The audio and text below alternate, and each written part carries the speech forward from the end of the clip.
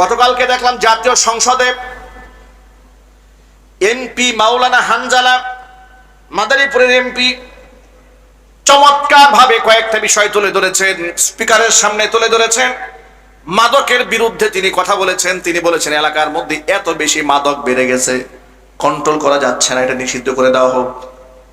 বিষয়টা তুলে ধরেছেন তিনি। আল্লাহকে কটূক্তি করলে, মুহাম্মদ সাল্লাল্লাহু আলাইহি ওয়াসাল্লামকে কটূক্তি করলে সর্বোচ্চ শাস্তি মৃত্যুদণ্ড দেওয়া হোক তিনি দাবি জানিয়েছেন। ঠিক না ঠিক বলেন? একজন আলেম হয়ে জাতীয় সংসদে কত সুন্দর সুন্দর কথা বলেছেন। বাংলাদেশের শ্রেষ্ঠ সন্তান, মেধাবী আইকনিক নেতা উসমান হাদি, শহীদ উসমান হাদির বিচারের ব্যাপারে বলিষ্ঠ কণ্ঠে আওয়াজ তুলেছেন। আমরা কতবার বলেছি যে শহীদ উসমান হাদিকে যারা হত্যা করেছে তার বিচার হওয়া উচিত। সে তো দেশপ্রেমিক ছিল, সে সমস্ত মানুষকে শ্রদ্ধা করেছে, সম্মান করেছে, আলেম ওলামাদেরকে ওয়ার্ন করেছে। বেগম জিয়াকে সে সম্মান করত। ঠিক না ভাই? ঠিক জোরে বলেন। আমি তো মনে করি জনাব তারেক রহমানের উচিত যে পরিমাণ সম্মান তিনি বেগম জিয়াকে করেছেন, যে পরিমাণ সম্মান তিনি জিয়াউর রহমান তাকে করেছেন, এতটুকু কৃতজ্ঞতা বোধ থেকে হলেও শহীদ উসমান হাদির হত্যাকারীদের বিচার করা উচিত। সে বিচারের ব্যাপারে তিনি বলিষ্ঠ কণ্ঠে কথা বলেছেন। বড় আফসোস লাগে এ আলেম বলিষ্ঠ কণ্ঠে মাদকের বিরুদ্ধে কথা বলেন, কিন্তু একটা সময় তো ছিল সংসদে গান বাজনা হতো। ঠিক না ঠিক বলে? এই জন্য বলি, আমার সামনে যারা বসে আছেন, ইমানদার নেতৃত্ব সমাজে খুব দরকার। নামাজি নেতৃত্ব যদি সমাজে না আসে, আমাদের বাংলাদেশের বর্তমান কাইকুবাদ সাহেব ধর্মমন্ত্রী, তার একটা কথা আমার প্রায় সময় আমি বলি, তিনি দেখলাম সাংবাদিকদেরকে বলতেছেন যে আল্লাহর আইন মানার আগ পর্যন্ত দেশে শান্তি আসবে না। এর চেয়ে সত্য কথা আর কিছু হতে পারে না। দেশের আইন যত আল্লাহর আইন দিয়ে করা না হবে ততদিন পর্যন্ত এই দেশে শান্তি আসতে পারে না। কথা বলতে হবে, ঠিক কিনা বলেন? আপনি দুর্নীতি ঠেকাতে পারবেন না। তো দুর্নীতি আপনি কিভাবে বন্ধ করবেন? আইন করে দুর্নীতি বন্ধ করা যায় না। সিসি ক্যামেরা লাগিয়ে দুর্নীতি বন্ধ করতে পারবেন না। বড় দুঃখের সাথে বলি, জাতীয় সংসদে যে হেডফোন দিয়া সাংসদেরা একে অপরের কথা শুনে, সেখানেও নাকি দুর্নীতি হয়েছে। বিল করা হয়েছে, এক একটা হেডফোনের দাম ধরা হয়েছে 14,000 টাকা। তথ্য তালাশ করে দেখা হলো একটা কিনেছে 400 টাকা করে। বলেন আপনার অবস্থাটা কি হয়েছে? বেড়া দিয়েছেন ছাগলে যেন খেত না খায়, বেড়ায় খেত খাওয়া শুরু করছে। এ জাতি যাবে কোথায়? এই জন্য বলি, দুর্নীতি দমন কমিশন করে আপনারা এই দেশ থেকে দুর্নীতি বন্ধ করতে পারবেন না। কথা বলেন, ঠিক না ঠিক জোরে বলেন। যাদেরকে দায়িত্ব দিবেন এগুলো এক একটা সে বড় দুর্নীতিবাজ। কাকে দিয়ে আপনি ঠেকাবেন? পুলিশ দিয়ে ঠেকাবেন? বিগত 54টা বছর বাংলাদেশি ইতিহাস প্রমাণ করেছে সবচাইতে নিকৃষ্টতম শয়তানি করেছে পুলিশ প্রশাসন। মানুষ গুম করা, খুন করা, টর্চার করা, রিমান্ডে নির্যাতন চালানো, চোখ উপড়িয়ে ফেলা, এই সমস্ত কাজ কারা করেছে? পুলিশ প্রশাসন করেছে। এদের প্রতি মানুষের এমন ঘৃণা তৈরি হয়েছিল, ইন্টারিম গভর্নমেন্ট এদের পোশাক বদলাই দিতে বাধ্য হয়েছে। পোশাক বদলাইলে কি চরিত্র বদলায় যায়? কি বলেন আপনারা? পোশাক চেঞ্জ করলে কি চরিত্র চেঞ্জ হয়ে যায়? না, চেঞ্জ হয় না। এই জন্য আধ্যাত্মিক ভাবে জাতিকে গড়ে তুলতে হয়, যে কাজটি 1000 বছর আগে মুহাম্মদ রাসূলুল্লাহ সাল্লাল্লাহু আলাইহি সাল্লাম করতে সক্ষম হয়েছিলেন। এমন একটা জাতি গঠন করতে সক্ষম হয়েছিলেন, তাদেরকে এনএসআই দিয়ে পাহারা দেওয়ার প্রয়োজন হয় নাই, ডিবি দিয়ে পাহারা দিতে হয় নাই। এক একজন সাহাবী নিজেই নিজের পাহারাদার হয়েছে। কেউ যদি নিজে কোনো অন্যায় করে ফেলেছে, হুজুরের সামনে এসে কান্না করে দিয়েছে। হুজুরের সামনে এসে বারবার বলেছে, তাহিরনি ইয়া রাসূলুল্লাহ, হে আল্লাহর নবী, আমি তো গুনাহ করে দেহ না পাক বানিয়ে ফেলেছি, আপনি আমারে পাক বানিয়ে দেন। সেটা হচ্ছে আত্মশুদ্ধি। মানুষের অন্তরে পরকালের ভয় থাকতে হবে, কবর আযাবের ভয় থাকতে হবে, সুয়াল জবাব সম্পর্কে অবগত হতে হবে। দিন শেষে, বেলা শেষে আমার রবের সামনে একাকী দাঁড়াতে হবে।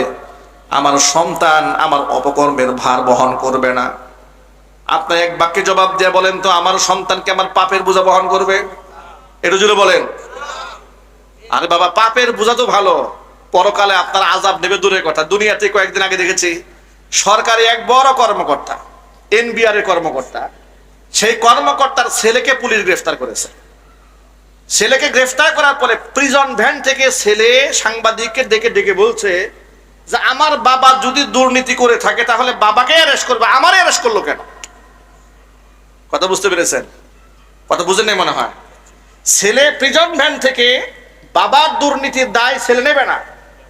ছেলে বলছে যে আমার বাবা যদি দুর্নীতি করে থাকে সে দায় তো তার, পুলিশ প্রশাসন আমারে গ্রেফতার করলো কেন? আমার বাবারে গ্রেফতার করুক। ভাইরা, যারা দুর্নীতি করেন, যারা সুদ খান, ঘুষ খান, যারা ফাইল আটকায় টাকা নেন, একটু সবক গ্রহণ করেন এখান থেকে। সামান্যতম পুলিশ প্রশাসন গ্রেফতার করেছে, এতেই সন্তান আপনার দায়ভার নেবে না।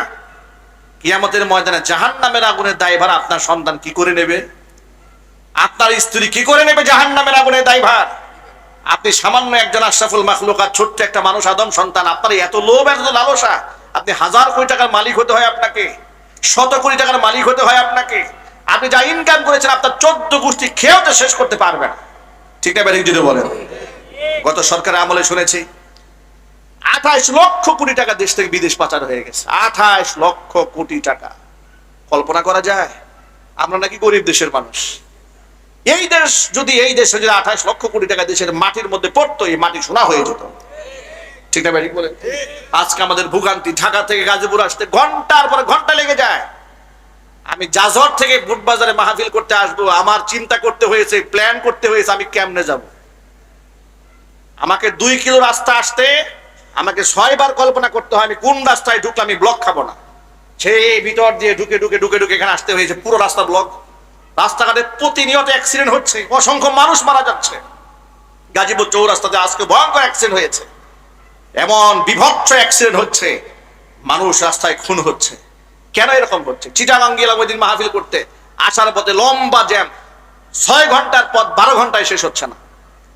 মানুষের জীবনের মূল্যবান সময় চলে যাচ্ছে, ব্রেন ড্যামেজ হয়ে যাচ্ছে, হায়াত কমে যাচ্ছে, তার লাঞ্চ নষ্ট হয়ে যাচ্ছে, ফুসফুস নষ্ট হয়ে যাচ্ছে, জীবনটা শেষ হয়ে যাচ্ছে রাস্তাঘাটে।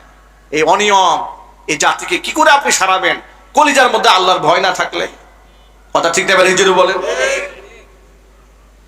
আমার প্রিয় বন্ধুগণ, এই জন্য বলি 1500 বছর আগে বিশ্বনবী মুহাম্মদ রাসূলুল্লাহ সাল্লাল্লাহু আলাইহি ওয়াসাল্লাম যে পদক্ষেপ গ্রহণ করেছিলেন, মানুষকে আধ্যাত্মিকভাবে পবিত্র যদি না বানানো যায় তাহলে এই মানুষগুলোকে ভালো বানানো যাবে না।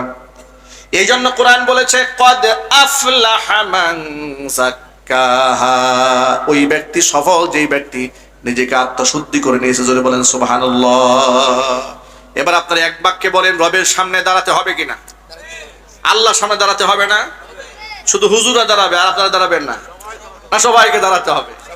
সবাইকে যেহেতু রবের সামনে দাঁড়াতে হবে, তাহলে রবের সামনে দাঁড়ানোর আগে নিজেকে প্রস্তুতি নিয়ে যেন আমরা দাঁড়াতে পারি, সেই তৌফিক আল্লাহ দান করেন।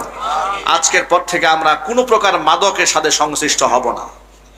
বলেন ইনশাআল্লাহ। এক ওয়াক্ত নামাজও আমরা কাজা করব না। বলেন ইনশাআল্লাহ। আমরা নারী পুরুষের অবাধ মেলামেশাকে অ্যাকসেপ্ট করব না। বলেন ইনশাআল্লাহ। আমরা দুর্নীতিকে গ্রহণ করব না। বলেন ইনশাআল্লাহ।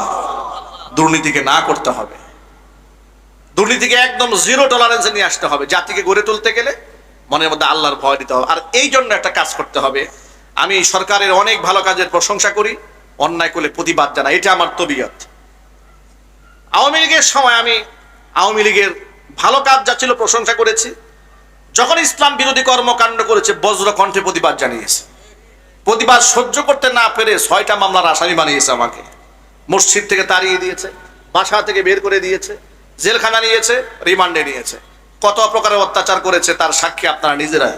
ঠিক না? নিজেরা বলে সেই ইতিহাস, পুরাতন ইতিহাস আর নতুন করে টানতে চাই না। বর্তমান সরকারের অনেক ভালো ভালো দিক রয়েছে, এগুলাকে আমরা প্রশংসা করি, আমরা অ্যাপ্রিসিয়েট করি। মাননীয় ধর্মমন্ত্রীর প্রশংসা করেছি, জনাব তারেক রহমান আলেমুল আমাদেরকে ডেকে পরামর্শ নিয়েছেন, প্রশংসা করেছি। ঈদের দিনে তার বাড়িতে আলেমদেরকে দাওয়াত দিয়েছেন, আমাদেরকেও কার্ড দিয়ে দাওয়াত দিয়েছেন, আমরা প্রশংসা করেছি যে আলেমদেরকে তিনি মহব্বত করেন, শ্রদ্ধা করেন, সম্মান করেন। এই ভালো ভালো দিকের পাশাপাশি তাকে একটু সতর্ক থাকতে হবে, তার মন্ত্রী পরিষদের মধ্যে কিন্তু 2-1টা হুতুম পেশা আছে। বরবাদ গুলিস্তান কে লিয়ে এক হি উল্লু কাফি হ্যায়। ঠিক না? ফুল বাগান ধ্বংস করার জন্য একটা হুতুম পেশা যথেষ্ট। বরবাদ গুলিস্তান কে লিয়ে এক হি উল্লু কাফি হ্যায়। गुलिस्ता की हार शक पे उल्लू बैठे है फिर अंजामी गुलिस्ता किया होगा। ডালে ডালে যদি হুতুম পেঁচা বসে তাহলে বাগানের অবস্থাটা কি হবে? আমাদের যিনি সাংস্কৃতিক মন্ত্রী একজন হিন্দু ভদ্রলোক, তিনি কি করলেন, কয়েকদিন আগে প্রস্তাবনা দিলেন প্রাইমারি লেভেলে স্কুলগুলোতে গানের শিক্ষক নিয়োগ দিতে হবে। নাউজুবিল্লাহ পড়ে। আচ্ছা, আপনাদেরকে তো বিনয়ের সাথে জিজ্ঞেস করি, আমাদের দেশের প্রাইমারি স্কুলে গানের শিক্ষক নিয়োগ দেওয়া খুব দরকার? আরো জোরে বলেন।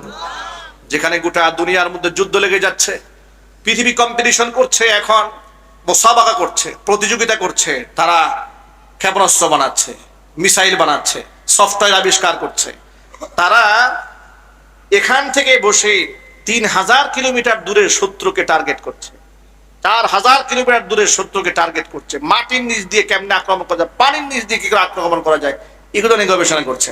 আমাদের দেশের মন্ত্রী পরিষদের লোকেরা গবেষণা করছে এই জাতিরে কেমনে গান শেখানো যায়, কি গান গায়ে মোকাবেলা করবেন শত্রুকে। এই ভণ্ডামি বাদ দিতে হবে, কথা বলতে হবে, ঠিক না ভাই? জোরে বলেন। এই ভণ্ডামি বাদ দিতে হবে। গানের শিক্ষক নয়, প্রত্যেকটা প্রাইমারি স্কুলে ধর্মীয় শিক্ষক নিয়োগ দিতে হবে। বাচ্চাদেরকে দিন শিখান, শিশুকাল থেকে আল্লাহকে চেনান, শিশুকাল থেকে পরকাল চেনান।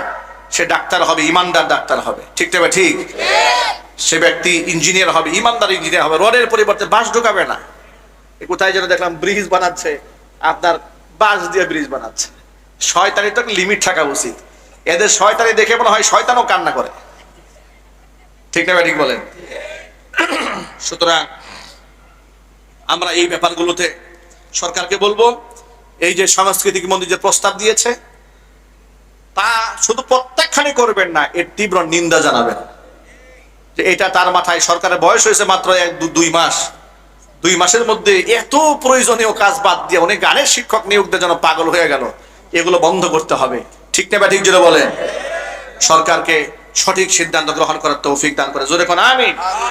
প্রিয় বন্ধুগণ, আমাদের বুটবাজার কেন্দ্রীয় মসজিদের সামনে এ পর্যন্ত কত মানুষ রোড অ্যাক্সিডেন্টে মারা গেছে আল্লাহ ছাড়া কেউ জানে না, ঠিক না? ঠিক বলেন। আমি যখন জুমার দিন আসি, যেহেতু আমার বাসাটা রাস্তার উপরে, এবার আসতে হয় কতবার। সাধারণত একদিকে তাকিয়ে রাস্তা পার হওয়ার কথা, বাংলাদেশের একটা রাস্তা এরকম নয় যে আপনি একদিকে তাকায় পার হতে পারবেন। কোন দিকে জিব্রাইল আসবে আর কোন দিকে মিকাইল আসবে আর কোন দিকে আজরাইল আসবে, এটা আপনারা বুঝে পাবেন না, ঠিক না? ঠিক বলেন। চতুর্দিকে তাকাতে হয়। আর টেসলা কোম্পানির অটো তো আছেই, এগুলো কোন সময় গায়ের উপর দিয়ে উঠাই দেয় তার ঠিক নাই। এই জন্য আমরা প্রশাসনের দৃষ্টি আকর্ষণ করছি, বিশেষ করে গাজীপুরের সিটি কর্পোরেশনের বর্তমানে যিনি প্রশাসকের দায়িত্ব গ্রহণ করেছেন শওকত সরকার সাহেব, আমরা শওকত ভাইকে বলবো যে আমাদের এখানে একটা ফুট ওভার ব্রিজ করে দেওয়ার জন্য, ঠিক না? ঠিক বলেন। মানুষ যেন খুব সহজেই রাস্তাটা পার হতে পারে। আর বিআরটি এর প্রকল্প, এটা যে কি প্রকল্প এটা বুঝার জন্য মনে হয় একটা জাতিকে নতুন করে আবার স্কুলে ভর্তি হতে হবে। এরা যে কি প্রকল্প বানিয়েছে, এই যে মাঝখানে মাঝখানে কাউন্টার বানিয়েছে, কি কাউন্টার বানিয়েছে না দোকানপাট বানাইছে? ঘর বাড়ি বানাই রাখছে, হাজার হাজার কোটি টাকা লুটপাট করে খেয়ে ফেলেছে। একটা রাষ্ট্রকে কি করে দেউলিয়া করতে হয়, এরকম বিআরটি প্রকল্প দেখলেই বোঝা যায় যে রাষ্ট্রকে কেমনে দেউলিয়া বানাইতে হয়, ঠিক না? ঠিক জোরে বলে। যাই হোক, ওরা অপকর্ম করেছে, আল্লাহ পাক এদেরকে সাময়িক শাস্তি দিয়েছে। চূড়ান্ত শাস্তির ফয়সালা কিন্তু হয় নাই, চূড়ান্ত শাস্তির ফয়সালা হবে কাল কিয়ামতের ময়দানে। লক্ষ কোটি মানুষের অধিকার নিয়ে খেলা করেছেন, মানুষ হক নষ্ট করেছেন। ওই যে খেলা হবে বলে গোটা জাতিকে মাতিয়ে তুলতে, উনি তো একদম দুবাই গিয়ে খুব আমোদ প্রমোদে আছে, গাড়ি নিয়ে বউ পোলাপান নিয়ে খুব মাস্তিতে জীবন কাটাচ্ছে। ওনার কর্মীরা দেশে দেশে জেল খাটে আর মার খায়, আর ওনারা বউ পোলাপান নিয়ে খুব ফুর্তি করে, আর এই দেশের ল্যাংটা পোলাপান রাস্তাঘাটে মিছিল করে। কথা ঠিক না? ঠিক জোরে বলে। আমি আমার সমস্ত ভাইদেরকে বলবো, এই ধরনের ভণ্ড, প্রতারক, মিথ্যুক, ধোঁকাবাজদের পিছনে তোমরা আর রাজনীতি করবে না। এরা নিজেদের আখের গুটাই নিয়ে বিদেশ চলে গেছে, তোমাদের কপালে শুধু জুতার বাড়ি আছে।